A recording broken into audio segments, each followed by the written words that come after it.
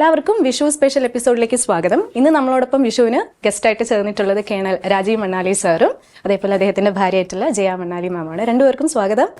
And Vishu ആശംസകൾ രണ്ടുപേർക്കും.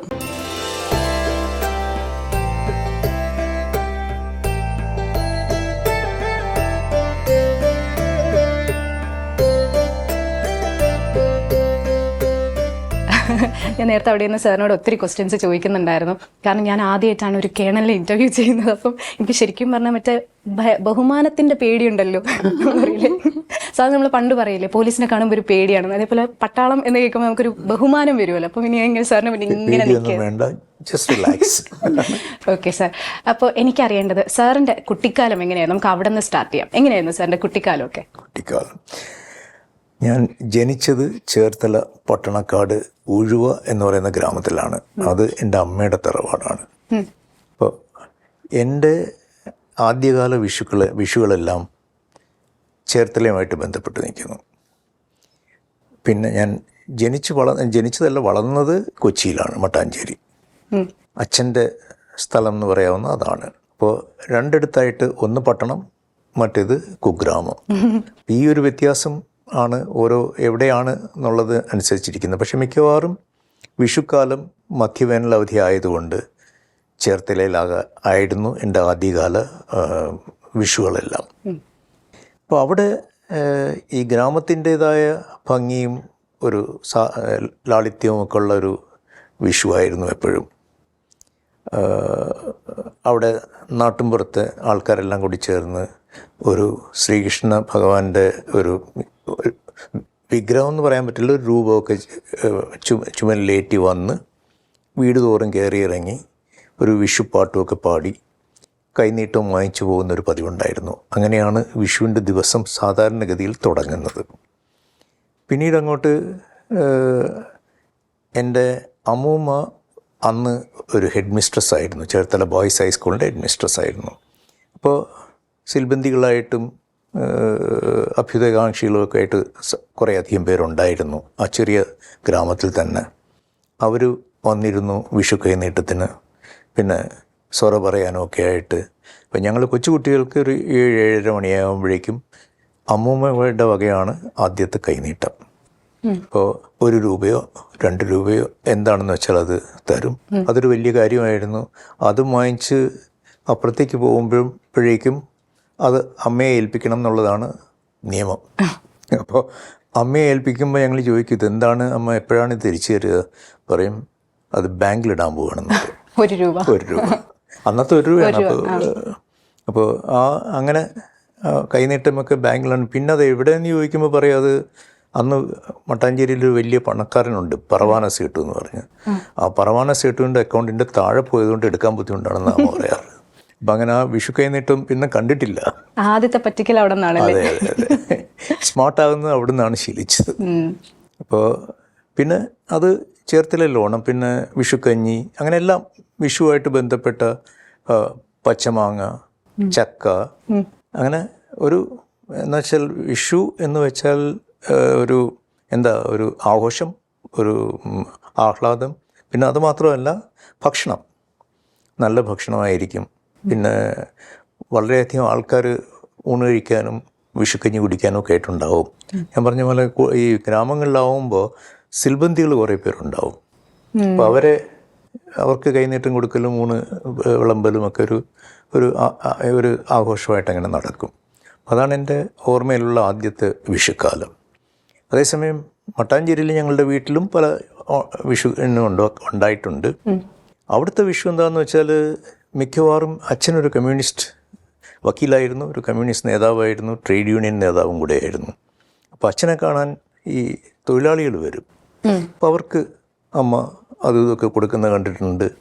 അങ്ങനെ അപ്പോൾ ഈ 2 വ്യത്യസ്ത ആഘോഷങ്ങളാണ്, വ്യത്യസ്ത ഏരിയയിലായതുകൊണ്ട് വ്യത്യസ്തമായ ആഘോഷങ്ങളാണ് എൻ്റെ ഓർമ്മയിലുള്ളത്. പിന്നെ ഞാൻ 11ാമത്തെ വയസ്സിൽ കഴക്കൂട്ടത്തുള്ള സൈനിക് സ്കൂളിലേക്ക് വന്നു. അതിനുശേഷം പിന്നെ കാര്യമായ വിഷു ഒന്നും ഉണ്ടായിട്ടില്ല. സൈനിക് സ്കൂളിലെ വിഷുവിൻ്റെ പ്രത്യേകത എന്താണെന്ന് വെച്ചാൽ അന്നത്തെ ദിവസം പുറത്തു പോകാം, അതായത് അമ്പലത്തിൽ വേണമെങ്കിൽ പോകാം. അപ്പോൾ അമ്പലത്തിൽ ഞങ്ങൾ പോകുമായിരുന്നു ഒന്ന് പുറത്തേക്ക് കിടക്കാൻ വേണ്ടി, സ്കൂളിൽ നിന്ന് പുറത്തേക്ക് കിടക്കാൻ വേണ്ടി.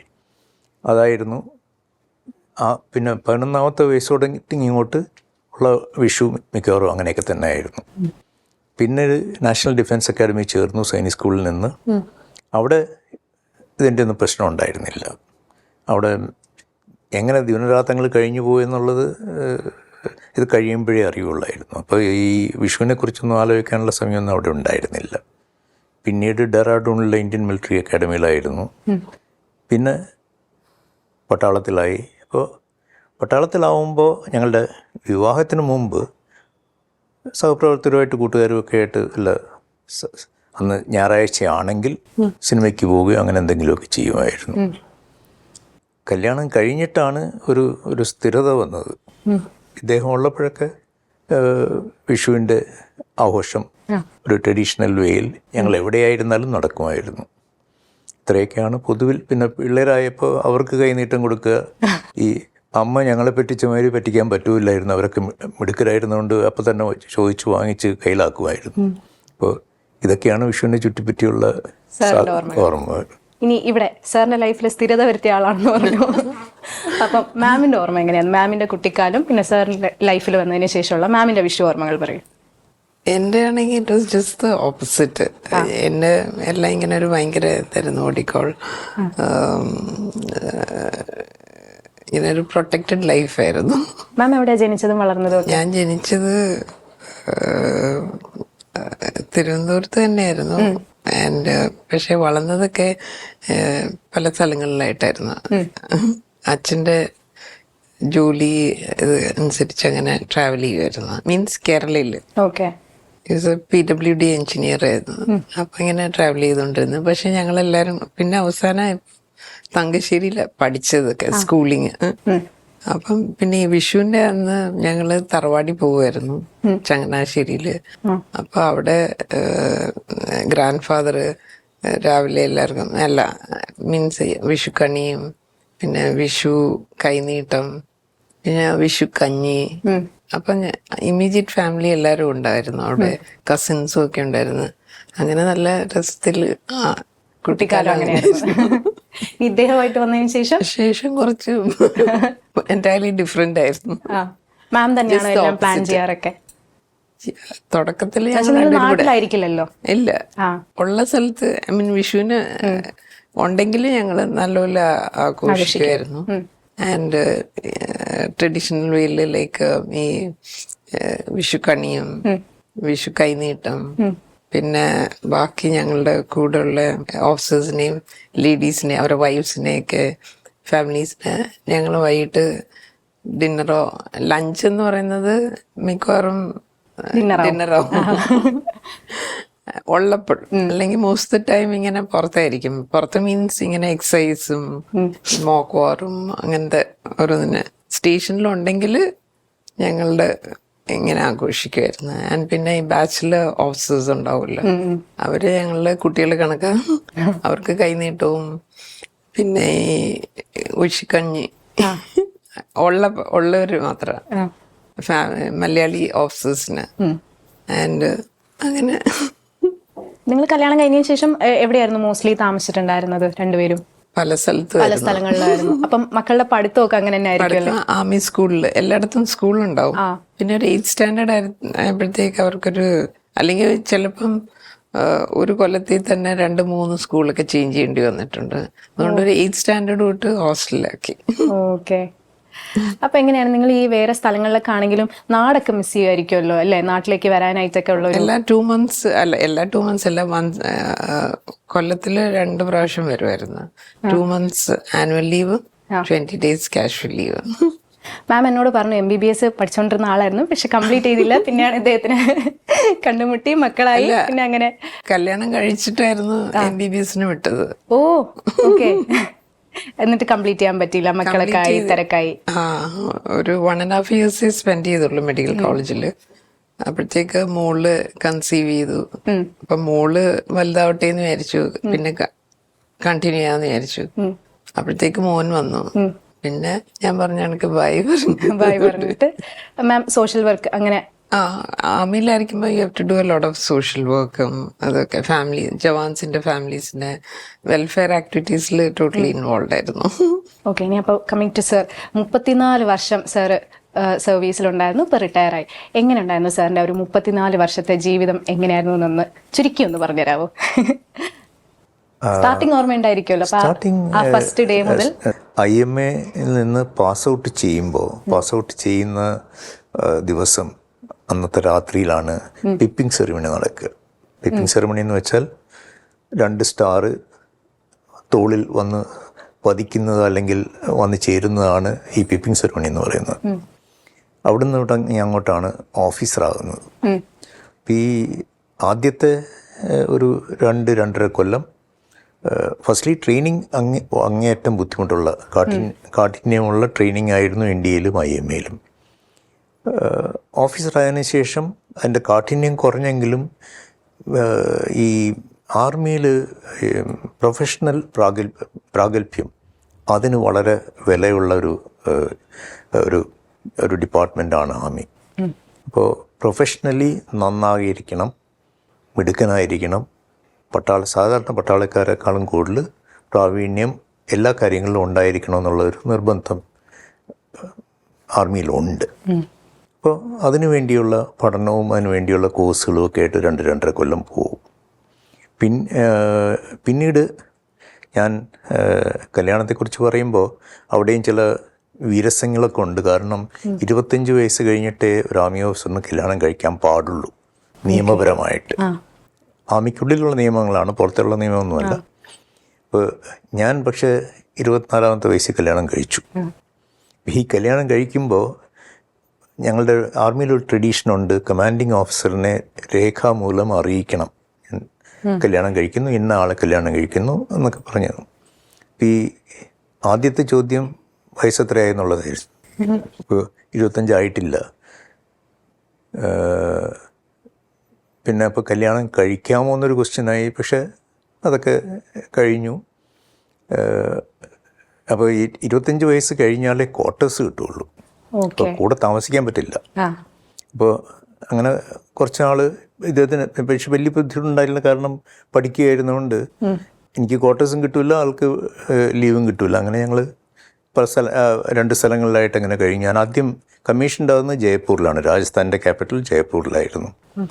പക്ഷെ അവിടെയും ഈ ഒരു ക്യാമറഡറി ബോണ്ടിങ്, ഈ ആർമിയിലുള്ള ഏറ്റവും വലിയ ഒരു പ്രത്യേകത ഞാൻ കാണുന്നത് എല്ലാവരും ഒന്നാണ് ഒരു ഫീലിംഗ് ആർമിക്കകത്ത് എപ്പോഴും ഉണ്ട്. ജവാന്മാർ അവരുടെ കാര്യങ്ങൾ അന്വേഷിക്കുക, അവർക്ക് വേണ്ടി ജീവിക്കുന്നു എന്നൊരു ബോധ്യം അവരിലുണ്ടാക്കുക, അതൊക്കെ പ്രാധാന്യം അർഹിക്കുന്ന സംഗതിയാണ്. കാരണം ഒരു കൂട്ടം ആളുകളെ യുദ്ധത്തിലേക്ക് നയിച്ചുകൊണ്ട് പോവുക, ഏതാണ്ട് തീർച്ചയായ മരണത്തിലേക്ക് നയിച്ചുകൊണ്ട് പോകുക എന്ന് പറഞ്ഞാൽ വളരെ ബുദ്ധിമുട്ടുള്ളൊരു സംഗതിയാണ്. അപ്പം അതിൻ്റെ പ്രിപ്പറേഷനാണ് ആർമിയിൽ എപ്പോഴും നടക്കുന്നത്. നമ്മൾ എന്ത് ചെയ്യുമ്പോഴും ആ ഒരു ഉത്തമ ബോധ്യം ഉണ്ടാവും.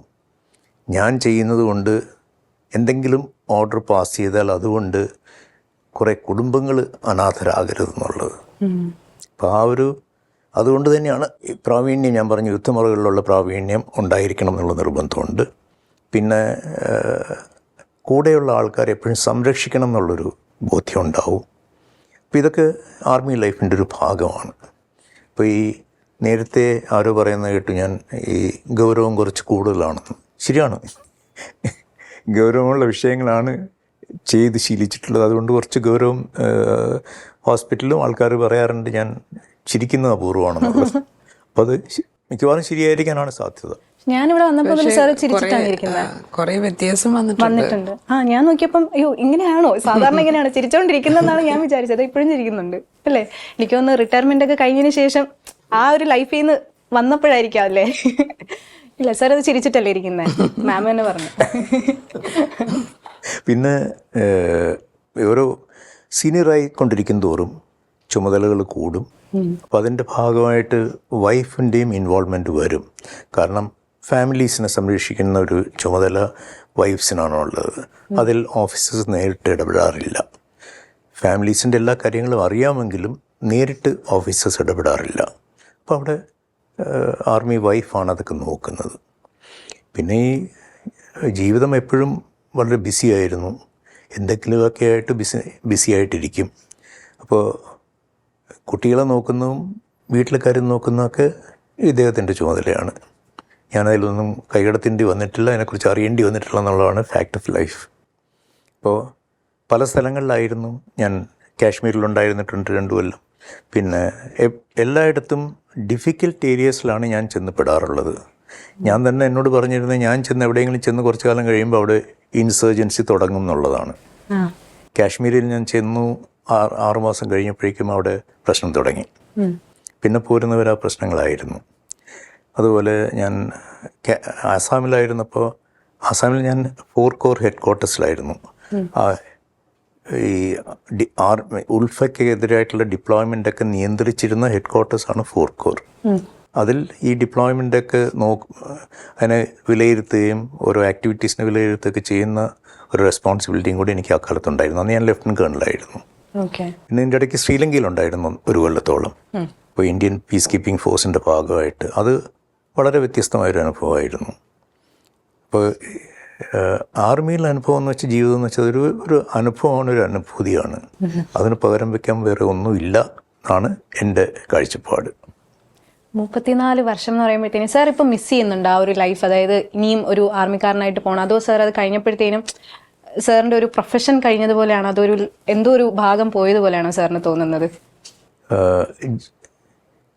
ഒന്ന്, ആർമിയിലായിരിക്കുമ്പോൾ ഒരിക്കലും റിട്ടയർമെൻറ്റിനെ കുറിച്ച് ആലോചിച്ചിട്ടില്ല.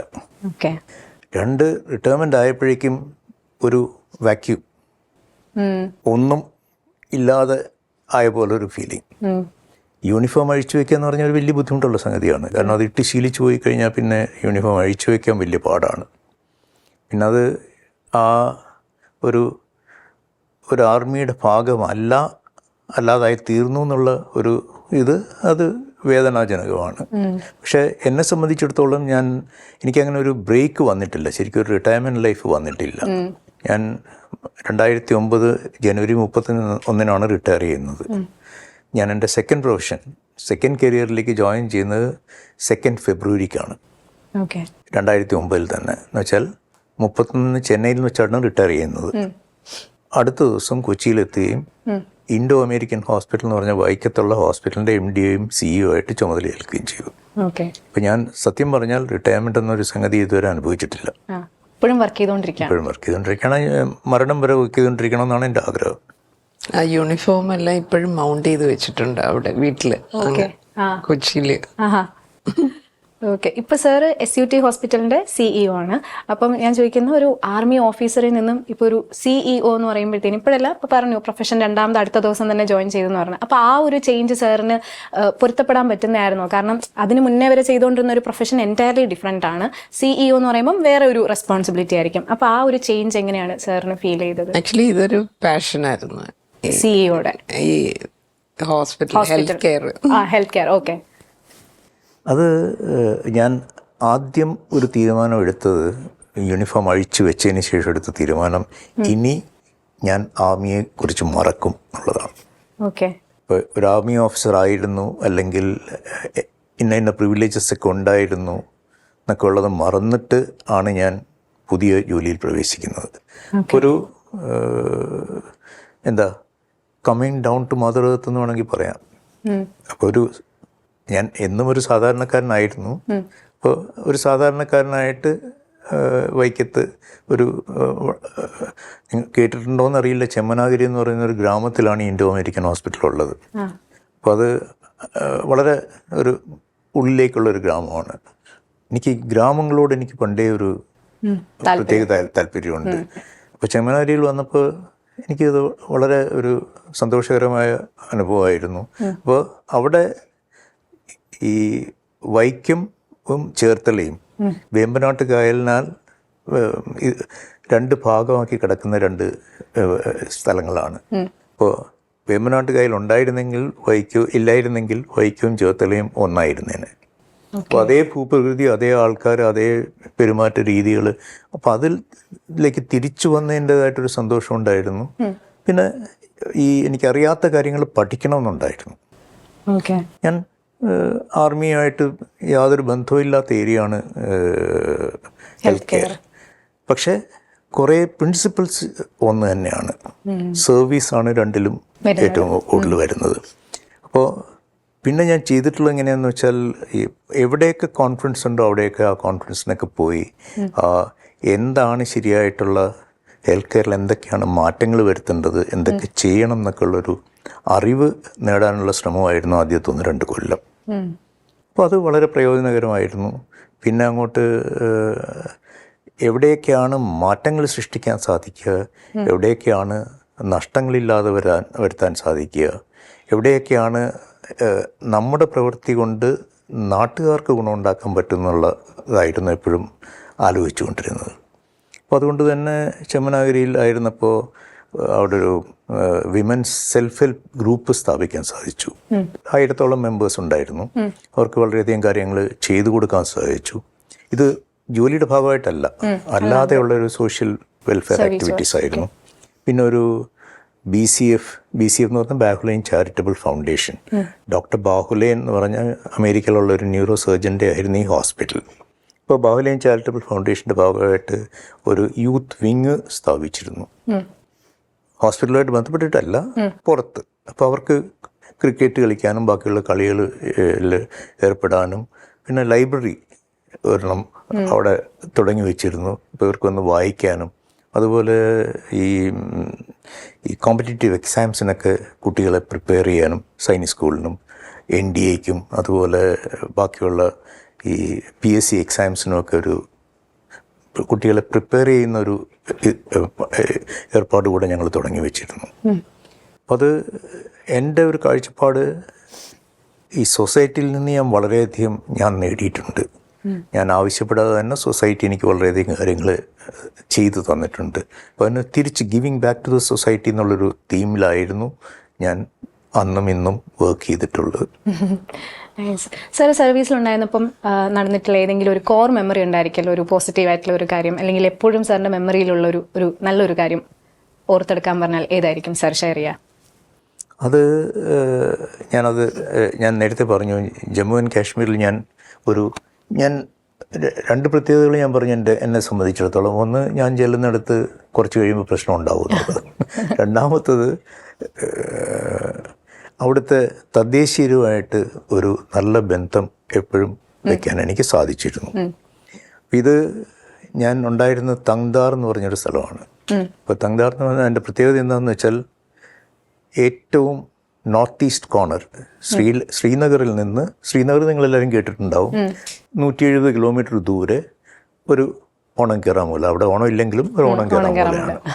അപ്പോൾ അങ്ങോട്ട് വിൻ്ററിൽ 6 മണിക്കൂറോളം ഹിമപാതത്തിൽ കൂടെ ഈ ഒരു 30 അടി 40 അടി ഹിമപാതത്തിൽ കൂടെ നടന്നു വേണം പോകാൻ വിൻ്ററിൽ. അല്ലാത്തപ്പോൾ ഒരു 1 വേ ട്രാഫിക് ഉണ്ട്. അപ്പോൾ അവിടെ ഈ ഞങ്ങളുടെ ഏരിയയിൽ വലിയ പ്രശ്നം ഉണ്ടായിരുന്നില്ല. അത് ആ പ്രദേശത്തിൻ്റെ കാഠിന്യം 12,000 ഫീറ്റ് ഹൈറ്റിലൊക്കെ ആയിരുന്നു ഞങ്ങൾ ഉണ്ടായിരുന്നത്. അപ്പോൾ അവിടെ വലിയ പ്രശ്നങ്ങളുണ്ടായിരുന്നില്ല തുടക്കത്തിൽ. ആദ്യമായിട്ട് പിന്നെ അവിടുത്തെ ഞാൻ ചീഫ് ലോജിസ്റ്റിക്സ് ഓഫീസറായിരുന്നു, DQMG എന്ന് പറയും. അപ്പോൾ ആ സമയത്ത് ഒരു ഉച്ചയ്ക്ക് എനിക്ക് ഈ മിലിറ്ററി പോലീസ് എൻ്റെ കീഴിലായിരുന്നു. അപ്പോൾ അവരാണ് ഈ റോഡ് കൺട്രോൾ ചെയ്തുകൊണ്ടിരുന്നത്. അപ്പോൾ ഈ ഒരു ഗേറ്റ് എന്ന് പറഞ്ഞൊരു ഏർപ്പാടുണ്ട്. 2 വേ ട്രാഫിക് അല്ല. അപ്പോൾ 2 സൈഡിൽ നിന്ന് വരുന്ന വണ്ടികൾ പരസ്പരം അത് ക്രോസ് ചെയ്യുന്ന സ്ഥലമാണ്. ഈ ഒരു പാസ് ഉണ്ട് അവിടെ, സാധന പാസ് എന്നാണ് വിളിച്ചിരുന്നത്. സാധന എന്ന് വെച്ചാൽ പഴയ ഫിലിം ആക്ട്രസിൻ്റെ പേരാണ് അതിനിട്ടിരുന്നത്, സാധന പാസ് എന്നുള്ളത്. അപ്പോൾ ആ ക്രോസ് ചെയ്യുന്ന സ്ഥലത്ത് മിലിറ്ററി പോലീസാണ് ഇത് കൺട്രോൾ ചെയ്യുന്നത്, ഈ ഗേറ്റ് കൺട്രോൾ ചെയ്യുന്നത്. ആ മിലിറ്ററി പോലീസ് എൻ്റെ അടുക്കലാണ് റിപ്പോർട്ട് ചെയ്തിരുന്നത്. ഓരോ ഈ ഗേറ്റ് പോയി കഴിയുമ്പോഴൊക്കെ അവർ റിപ്പോർട്ട് ചെയ്ത് തരുമായിരുന്നു.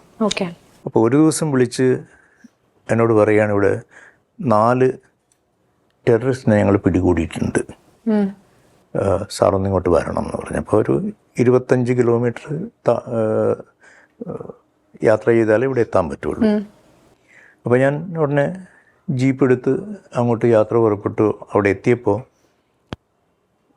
ഇവർ പറഞ്ഞിട്ടുണ്ടാവും ഞാൻ വരുന്നു എന്നുള്ളത്. അപ്പോൾ ഞാൻ വരുമ്പോൾ വലിയ ഭാരത് മാതാക്ക് ജയ് വിളിക്കുകയാണ്. ഇതാരാണ് വിളിക്കുന്നത് ചോദിച്ചപ്പോൾ ഈ 4 ടെററിസ്റ്റാണ് ഈ ഭാരത് മാതാക്ക് ജയ് വിളിക്കുന്നത്. അപ്പോൾ ഞാൻ ചെന്നപ്പോൾ ഇവർക്ക് വല്ല അടിയൊക്കെ കൊടുത്തിട്ടുണ്ടാവും, എനിക്കറിയില്ല അതിനെക്കുറിച്ച്. അപ്പോൾ ഞാൻ ചെല്ലുമ്പോൾ ഈ ഭാരത് മാതാക്ക് ജയ് വിളിച്ച് വളരെ സന്തോഷം തോന്നി. ടെററിസ്റ്റാണല്ലോ ഭാരത് മാതാക്ക് ജയ് പറയുന്നത്. അപ്പോൾ ഇവരെ കെട്ടിയിട്ടിരിക്കുകയാണ്. ശരിക്കും സങ്കടം തോന്നി. ആ പാവങ്ങളൊരു 4-5 ദിവസമെങ്കിലും ഒന്നും കഴിച്ചിട്ടുണ്ടാവില്ല. ടെററിസ്റ്റ് അവരുടെ ഒരിടത്ത് കുളിച്ചിരുന്നൊക്കെ ഒന്നും കഴിച്ചിട്ടുണ്ടാവില്ല.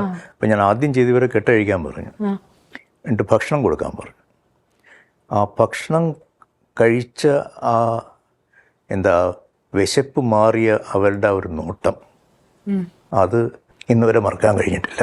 കാരണം എന്ത് പറഞ്ഞാലും, എന്ത് ടെററിസമൊക്കെ പറഞ്ഞാലും മനുഷ്യൻ ആത്യന്തികമായിട്ട് മനുഷ്യൻ തന്നെയാണ്. അപ്പോൾ വേദനകളും സന്തോഷങ്ങളും എല്ലാം ഒന്ന് തന്നെയാണ്. പക്ഷേ റൂൾ അനുസരിച്ച് അവരെ മേൽപോട്ട് അയക്കേണ്ടിയിരുന്നു. പക്ഷേ അവരെ അവിടെ ഉണ്ടായിരുന്ന സമയം മുഴുവൻ വളരെ നന്നായിട്ട് ട്രീറ്റ് ചെയ്യാൻ സാധിച്ചു എന്നുള്ള ഒരു ഓർമ്മ, അത് ഒരു മറക്കാൻ കഴിയാത്തൊരു സംഗതിയായിട്ട് നിൽക്കുന്നു. ഇതുപോലെ തന്നെ എന്തെങ്കിലും ഒരു നെഗറ്റീവായിട്ടുള്ള, ഇപ്പോൾ ചിലപ്പം എന്തെങ്കിലും പെട്ടെന്ന് ഉണ്ടായ ഒരു അറ്റാക്ക് അല്ലെങ്കിൽ എന്തെങ്കിലും അൺഎക്സ്പെക്റ്റഡ് ആയിട്ട് സംഭവിച്ച ഒരു ഇൻസിഡൻറ്റ് ഉണ്ടായിരിക്കുമല്ലോ സാറിന്, ഇപ്പോഴും അത് ഓർക്കുമ്പോൾ ഒരു പെയിൻഫുൾ അല്ലെങ്കിൽ എന്തെങ്കിലും അങ്ങനത്തെ ഒരു എക്സ്പീരിയൻസ് ഉണ്ടായിട്ടുണ്ടോ ആ സമയത്ത് എന്തെങ്കിലും? ആ സമയത്ത് തന്നെ ഇതേ സാധന പാസിലേക്ക് ഒരിക്കൽ ഞാനും ബ്രിഗേഡ് കമാൻഡറും കൂടിയാണ് പോകേണ്ടിയിരുന്നത്. അപ്പോൾ ഒരു കോൺഫറൻസിന് പോകേണ്ടിയിരുന്നു. അപ്പോൾ രാവിലെ ബ്രിഗേഡ് കമാൻഡർ എന്നെ വിളിച്ച് പറഞ്ഞു അദ്ദേഹം വരുന്നില്ല, ഞാൻ തനിയെ പുറപ്പെട്ടോളാൻ പറഞ്ഞു. അപ്പോൾ സാധാരണഗതിയിൽ ഈ ഞാൻ പറഞ്ഞല്ലോ വണ്ടികൾ ഇങ്ങനെ ഒരു ലൈനായിട്ട് നിൽക്കും, ഒരു കോൺവോയ് ആയിട്ടാണ് പോകുന്നത്. അപ്പോൾ കോൺവോയുടെ മുമ്പിലാണ് ഞാനെപ്പോഴും, വണ്ടി ഞാൻ സ്വയം ഓടിക്കാറാണ് പതിവ്. അപ്പോൾ ജീപ്പ് ഓടിച്ചു പോയി, ഞാൻ പുറകോട്ടൊന്നും തിരിഞ്ഞ് നോക്കിയില്ല എന്നുള്ളതാണ് വാസ്തവം.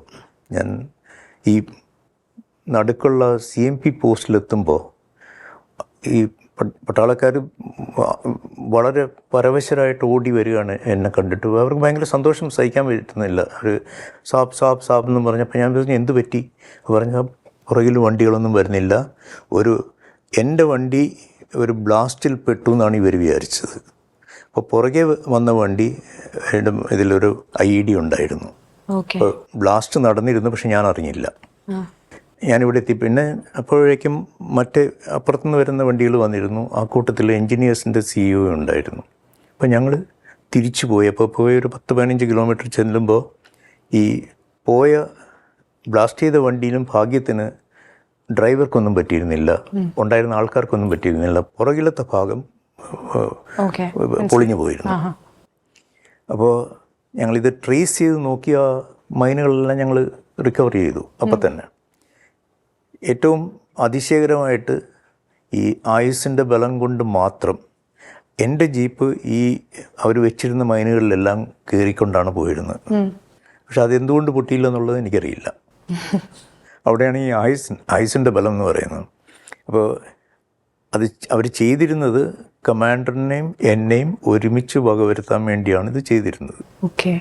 പക്ഷേ അദ്ദേഹം വന്നില്ല, ഞാൻ ഓടിച്ചങ്ങ് പോവുകയും ചെയ്തു. ഈ മൈനോട്ട് പൊട്ടിയില്ല, പുറകെ വന്ന വണ്ടി പൊട്ടിക്കാണ് ഇത് സംഭവിച്ചത്. പക്ഷെ അതിനും ആൾക്കാർക്കൊന്നും പറ്റിയില്ല. ഇതൊരു എന്നുവെച്ചാൽ ഈ ദൈവനിശ്ചയത്തിൽ വിശ്വസിക്കാൻ ഈ പട്ടാളക്കാർ വലിയ അന്ധവിശ്വാസികളാണ് പൊതുവെ. അപ്പോൾ ഇങ്ങനെയുള്ള അനുഭവങ്ങളാണ് ഞങ്ങളെ വിശ്വാസികളാക്കുന്നത്. സാർ ഒരു വിശ്വാസിയാണോ? ദൈവവിശ്വാസി? തീർച്ചയായിട്ടും. ദൈവത്തിനെ വിട്ടിട്ടുള്ള ഒരു ഏർപ്പാടും എനിക്കില്ല. ഏത് ദൈവത്തെയാണ് കൂടുതലും ആരാധിക്കുന്നത്? ഇപ്പം ഇവിടെ വന്നതിന് ശേഷം കഴിഞ്ഞ 8 കൊല്ലമായിട്ട് ഞാനും ഒരു ശ്രീ പത്മനാഭദാസനാണ്. ഇപ്പോൾ പൊതുവെ സാർ പറഞ്ഞു പട്ടാളക്കാരെല്ലാവരും ഇങ്ങനെ വിശ്വാസമുള്ളവരല്ല എന്നുള്ളത് നമ്മളും കേൾക്കാറുണ്ട്. എനിക്ക് അങ്ങനെ ഒരു ക്വസ്റ്റ്യൻ സാറിനോട് ചോദിക്കാമോ എന്ന് പോലും എനിക്ക് അറിയത്തില്ല. എന്നാലും ഞാൻ മാമിനോട് ചോദിക്കുകയാണ്. മാമിന് എപ്പോഴും ഭയം ഉണ്ടായിരുന്നു ഇപ്പോൾ സാറ് ഇങ്ങനെ പ്രൊഫഷണൽ അല്ലെങ്കിൽ വർക്കിനൊക്കെ പോകുമ്പോഴത്തേനും എന്തെങ്കിലും എമർജൻസി ആണെന്നൊക്കെ പറഞ്ഞ് പോകുമല്ലോ. അപ്പം മാമിൻ്റെ മൈൻഡിൽ എങ്ങനെയായിരിക്കും? ഒരു പേടി ഉണ്ടാകുന്ന അറിയാം, എന്നാലും എങ്ങനെയാണ് അതിനെയൊക്കെ ഓവർകം ചെയ്തിരുന്നത്? അപ്പോൾ എന്തോ ഉള്ളിലൊരു ശക്തി ഉണ്ടാവും. അങ്ങനെ പേടിപ്പെടുത്തുന്ന ഇൻസിഡൻസ് ഒക്കെ ഉണ്ടായിട്ടുണ്ടോ എന്തെങ്കിലും? ഈ പറയുന്നൊക്കെ ഇങ്ങനെ പറയാറുണ്ടോ ഇങ്ങനെ ഇൻസിഡന്റ് ഒക്കെ? അത് കഴിഞ്ഞിട്ടാ പറയുന്നത്. അപ്പൊ ഒന്നും പറയില്ല, പേടിക്കുന്നു വിചാരിച്ചിട്ടല്ലേ? ഇല്ല, പിന്നെ കാണുമ്പോഴല്ലേ ഇത് പറയുള്ളൂ. അല്ല, അപ്ഡേറ്റ് ചെയ്യാറുണ്ടോ ഇങ്ങനെയൊക്കെ ഉണ്ട്? ഇങ്ങനെ ഉണ്ടായിന്നൊന്നും അവിടെ നിന്ന് പറയത്തില്ല. 6 months ആ ഏരിയയില് അന്നൊക്കെ തുടക്കത്തില് 6 monthsന് ഫാമിലീസിന് പെർമിറ്റ് ചെയ്യുമായിരുന്നു. അപ്പൊ ഞാൻ ഉണ്ടായിരുന്നു. അത് കഴിഞ്ഞിട്ടാ പിന്നെ ഈ ഇതൊക്കെ സ്റ്റാർട്ട് ചെയ്ത്. അപ്പോഴത്തേക്ക് പിന്നെ ഈ അന്ന് ഇപ്പോഴത്തെ കണക്ക് ഇങ്ങനെ ടെലിഫോണോ അങ്ങനത്തെ ഒന്നുമില്ല, മൊബൈലൊന്നും. So letter. ഓക്കെ. നിങ്ങൾ ആസ് എ കപ്പിൾ എങ്ങനെയാണ്? മറ്റേ വഴക്കൊക്കെ ഉണ്ടാക്കുന്ന കപ്പിളാണോ? ഇവിടെ ദേഷ്യം കൂടുതലാണോ? അവിടെയാണോ ദേഷ്യം? എങ്ങനെയാണ്? രണ്ടുപേരും സോഫ്റ്റ് ആയിട്ട് ഇരുന്ന് സംസാരിക്കുന്നുണ്ട്. സാർ അതെങ്ങനെ, ടെററാണോ സാറ്? അല്ല, ആക്ച്വലി പറയുകയാണെങ്കിൽ മോളുടെ അടുത്ത്, കുട്ടികളുടെ അടുത്ത് ഭയങ്കര സ്ട്രിക്റ്റ് ആയിരുന്നു. അപ്പൊ അവര് പറയും മേ ബി. പക്ഷെ അത് ഗ്രാൻഡ് ചിൽഡ്രൻ ഒക്കെ വന്നപ്പോഴത്തേക്ക് അതൊക്കെ മാറി. ഭയങ്കര അഫെക്ഷനേറ്റ്. പുലി പൂച്ചയെന്ന് പറയുന്നത് ആണോ സാർ? സാർ ഇപ്പൊ ഒരു പൂച്ചയായോ കുഞ്ഞുമക്കളൊക്കെ വന്നപ്പോ? ഞാൻ ഭാര്യയുടെ മുമ്പിൽ എപ്പോഴും പൂച്ചയാണ്. പക്ഷെ കുട്ടികള് മീൻസ് മോളുടെ അടുത്ത് മോക്കായിരുന്നു കൂടുതൽ. സാർ എങ്ങനെയായിരുന്നു ആസ് എ ഫാദർ? പിള്ളേരുടെ അടുത്ത് ഭയങ്കര സ്ട്രിക്റ്റ് ആയിട്ടുള്ള ഒരു അച്ഛനായിരുന്നു. ഭയങ്കര സ്ട്രിക്റ്റ് ആയിരുന്നു. അതിൽ ഇപ്പോ ഖേദം തോന്നുന്നുണ്ട്, അങ്ങനെ ആകേണ്ടിയിരുന്നില്ല എന്ന്. പക്ഷെ ഫാദർ എന്ന് പറഞ്ഞാൽ ഒരു വലിയ റെസ്പോൺസിബിലിറ്റി ആണെന്നാണ് ഞാൻ വിചാരിച്ചിരുന്നത്. പിന്നെ ഈ പട്ടാള ജീവിതത്തിന്റെ ഒരു കാഠിന്യം എല്ലാം കൊണ്ട് ഞാൻ ഒരു വളരെ സ്ട്രിക്റ്റ് ആയിരുന്ന ഫാദർ ആയിരുന്നു, അതിൽ സംശയമൊന്നുമില്ല. ഈ പട്ടാളത്തിലൊക്കെ നിങ്ങൾക്ക് ഇപ്പം ഭയങ്കര രീതിയിലുള്ള പണിഷ്മെന്റ്സ് ഒക്കെ കാണുമല്ലോ. ഇപ്പം എന്തെങ്കിലും ഒരു തെറ്റൊക്കെ, അതിൽ ഏറ്റവും ഹൈ ആയിട്ടുള്ള എന്തെങ്കിലും പണിഷ്മെന്റ് എന്തായിരിക്കും? ഇപ്പൊ സാറ് ഇപ്പോൾ ഒരു കേണൽ ആയതിനു ശേഷം സാർ ആയിരിക്കുമല്ലോ ഇപ്പോൾ ബാക്കിയുള്ള ജൂനിയേഴ്സ് ആയിട്ടുള്ളവർക്കൊക്കെ പണിഷ്മെന്റ്സ് ഒക്കെ കൊടുക്കത്തില്ലേ? സാർ അങ്ങനെ കൊടുത്തിട്ടുള്ള എന്തെങ്കിലും പണിഷ്മെന്റ് അങ്ങനെ എന്തെങ്കിലും? സാധാരണ പണിഷ്മെന്റിനോട് വലിയ ഒരു പ്രതിപത്തിയുള്ള കൂട്ടത്തിലായിരുന്നില്ല. വഴക്ക് പറയും, തെറ്റ് കണ്ടാൽ തീർച്ചയായിട്ടും വഴക്ക് പറയും. ഒരു ചെറിയ തോതിലുള്ള പണിഷ്മെന്റ്സ് കൊടുക്കും. ഞാൻ ഏറ്റവും കൂടുതൽ പണിഷ്മെന്റ് കൊടുത്തിട്ടുള്ളത് ഒരു ജവാനെ, എൻ്റെ ഓർമ്മയിൽ ഒരു ജവാനെ, ഞാൻ CEO ആയിരുന്ന കാലത്ത് വലിയ കുരുത്തക്കേട് കാണിച്ചപ്പോൾ ഒരു 2 മാസം റിഗറസ് ഇംപ്രിസൺമെന്റിന് അന്ന് സെക്കൻഡറാബാദിനടുത്ത് തിരുമലഗിരി എന്ന് പറഞ്ഞൊരു മിലിറ്ററി പ്രിസൺ ഉണ്ട്. അവിടേക്കാണ് വലിയ കാഠിന്യമുള്ള പണിഷ്മെന്റ്സ് അയക്കുന്നത്. അങ്ങനെ ഒരു പ്രാവശ്യം ഞാൻ ചെയ്തിട്ടുണ്ട്. അത് വളരെ ആലോചിച്ചും കണ്ടും, പക്ഷെ അതല്ലാതെ പട്ടാളക്കാരൻ ശരിയാവൂലെന്ന് തോന്നിയോണ്ട് അവനെ ശരിയാക്കാൻ വേണ്ടിയാണ് അയച്ചത്. പക്ഷെ അതും വേദനാജനകമാണ്. അങ്ങനെ പണിഷ് ചെയ്യുന്നത് കൂടുതലും എന്നെയാണ് വേദനിപ്പിച്ചിട്ടുള്ളത്. അപ്പൊ അങ്ങനെയുള്ള ആർമി ഓഫീസേഴ്സിനെ അയക്കുന്ന പ്രിസൺസ് ഉണ്ടല്ലേ?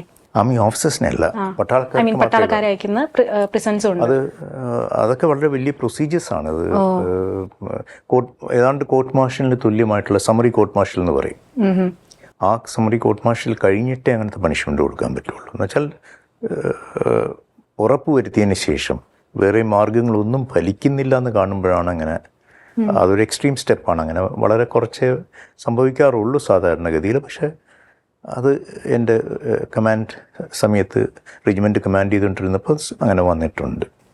സർ, മൂവീസൊക്കെ എൻജോയ് ചെയ്യുന്ന ആളാണോ? പടങ്ങളൊക്കെ കാണാറുണ്ടോ? ഞാൻ മൂവീസ് കൂടുതലും കണ്ടിരുന്നപ്പോൾ മലയാളം സിനിമകളോടാണ് എനിക്ക് താല്പര്യം.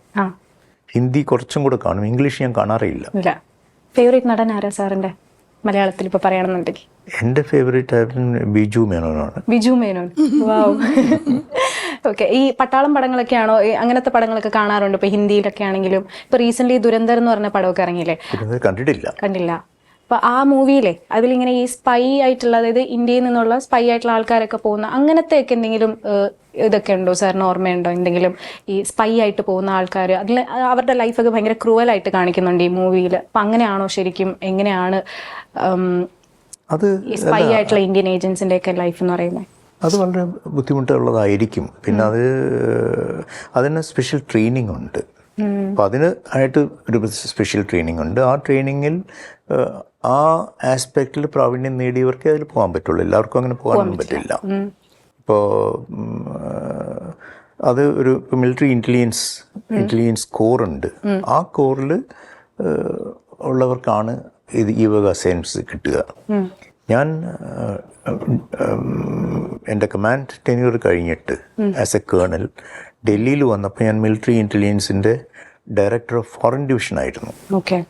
അപ്പോൾ ഡയറക്ടർ ഓഫ് ഫോറിൻ, പക്ഷേ എൻ്റെ റെസ്പോൺസിബിലിറ്റി ഒന്ന് സീക്രട്ട് ഫണ്ട്സ് ഹാൻഡിൽ ചെയ്യുക, പിന്നെ അതുപോലെ നമ്മുടെ മിലിറ്ററി അറ്റാഷൻസിനെ, ഇന്ത്യൻ മിലിറ്ററി അറ്റാഷൻസ് പുറത്ത് രാജ്യങ്ങളിലുള്ളവർ അവരെ നിയന്ത്രിക്കുക, പിന്നെ ഇന്ത്യയിലേക്ക് വന്നിട്ടുള്ള മറ്റു രാജ്യങ്ങളുടെ ഡിഫൻസ് അറ്റാഷൻസിനൊക്കെ അവരെ നിരീക്ഷിക്കുക, അവരെന്ത് ചെയ്യുന്നു എന്ത് ചെയ്യാതിരിക്കുന്നു എന്നൊക്കെ നിരീക്ഷിക്കുക, അങ്ങനെയൊക്കെയുള്ള ടാസ്ക് ആയിരുന്നു. പക്ഷെ അങ്ങനെ ഒരു 3 കൊല്ലം ഞാൻ മിലിറ്ററി ഇൻ്റലിജൻസിലും ഉണ്ടായിട്ടുണ്ട്. പക്ഷെ സ്പൈ വക പണികളൊന്നുമല്ല, അങ്ങനെയുള്ള പണികൾ ബാക്കിയുള്ളവർ ചെയ്യാതിരിക്കാനുള്ളൊരു ഇതായിരുന്നു. ഇപ്പോൾ ഈ SUT ഹോസ്പിറ്റലിൻ്റെ CEO ആയി ഇപ്പോഴാണോ സാർ ആയത്? അതോ ഞാൻ ഇവിടെ വന്നത് ചീഫ് അഡ്മിനിസ്ട്രേറ്റീവ് ഓഫീസറായിട്ടാണ്, പിന്നെ ചീഫ് എക്സിക്യൂട്ടീവ് ഓഫീസറായി, ഇപ്പോൾ MD ആൻഡ് CEO ആണ്. ഓക്കെ. ഇപ്പോൾ ജോയിൻ ചെയ്തതേ ഉള്ളൂ സാർ? അല്ല, 8 കൊല്ലമായി SUT.